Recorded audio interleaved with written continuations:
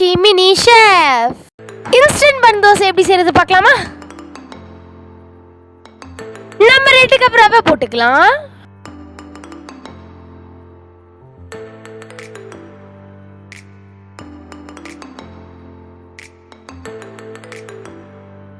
ஒரு கப் நம்ம வெள்ளையான புளிப்பான தயிர்.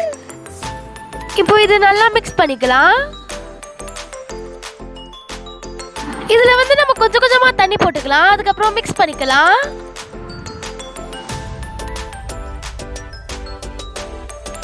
இந்த மாவு பதத்தில் இருக்கணும். மாவை கொஞ்சம் 10 நிமிஷம் ஊற வச்சுக்கலாம். கண்ணீர் தர வெங்காயம், காரசாரமான பச்சை மிளகாய். நம்ம மாவு 10 நிமிஷம் ஊறிடுச்சு. தண்ணி சேர்த்துக்கலாம். மிக்ஸ் பண்ணிக்கலாம். அப்படியே சுவைக்காக இதுல உப்பு சேர்த்துக்கலாம். இந்த மாவை மிக்ஸில போட்டுக்கலாம்.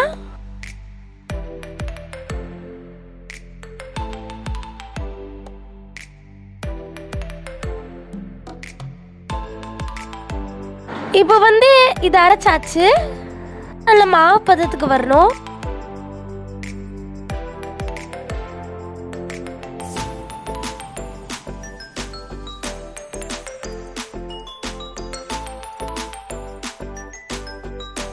இது கொஞ்சம் ஹீட் ஆன உடனே 1 ஸ்பூன் எண்ணெய் போட்டுக்கோங்க. 1 ஸ்பூன் சீரகம், 1 ஸ்பூன் கடுகு போட்டுக்கோங்க. நம்ம இதுல கொஞ்சம் ஒரு கையளவு உளுந்த பருப்பு, கடலை பருப்பு போட்டுக்கலாம். இது நல்லா mix mix mix mix mix. ஆஹா, இது செய்யற போது என்ன ஸ்மெல் வரும் பாருங்களேன். கொஞ்சோண்டு பெருங்காயம் போட்டுக்கலாம்.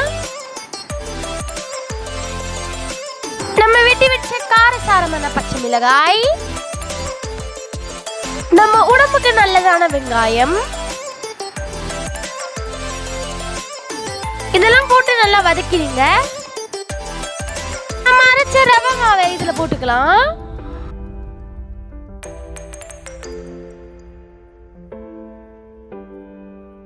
இதுல கொஞ்சம் கொஞ்சம் தண்ணி போட்டுட்டு மிக்ஸ் பண்ணுங்க. இது நல்லா மிக்ஸ் பண்ணுங்க. இது கட்டி இல்லாம இருக்கணும். இந்த மாவோட பதம் தோசை மாவு பதத்துக்கு இருக்கணும். இப்போ நம்ம தாளிச்சு வச்ச பச்சை மிளகாய், வெங்காயம், கடலை பருப்பு, உளுந்த பருப்பு எல்லாமே போட்டுக்கலாம். நாம கொஞ்சோண்டு உப்பு போட்டு மிக்ஸ் பண்ணுங்க. இப்போ இதை நல்லா மிக்ஸ் பண்ணிக்கலாம். நீங்க வேணும்னா கொத்தமல்லி இலை கூட போடலாம். இந்த மாதிரி ஒரு சின்னதான பேன் வச்சுட்டு கொஞ்சோண்டு எண்ணெய் சேர்த்துக்கலாம். மாவு இதுல போட்டுக்கலாம்.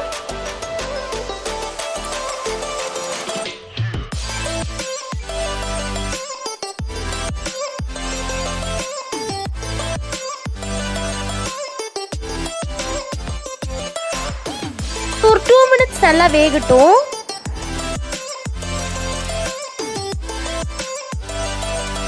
இதை இப்போ நம்ம திருப்பி போட்டுக்கலாம்.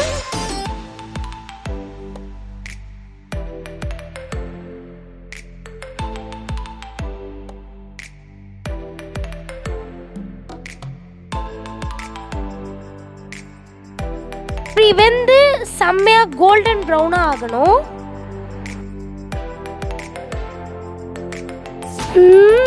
பார்க்கவே டேஸ்டியா இருக்கு. நம்ம பன் தோசை செஞ்சாச்சு. இது பார்க்கவே எவ்வளவு டேஸ்டியா டெம்ப்டிங்கா இருக்கு. ஓகே, இப்போ இதை செஞ்சாச்சு. நம்ம டேஸ்ட் பண்ணி பார்க்கலாமா?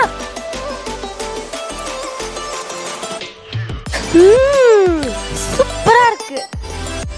மறக்காம தவறாம நீங்களும் ட்ரை பண்ணுங்க. தவறாம லைக் பண்ணுங்க, ஷேர் பண்ணுங்க, சப்ஸ்கிரைப் பண்ணுங்க. தோசை எப்படி இருந்துச்சுன்னு சொல்லுங்க.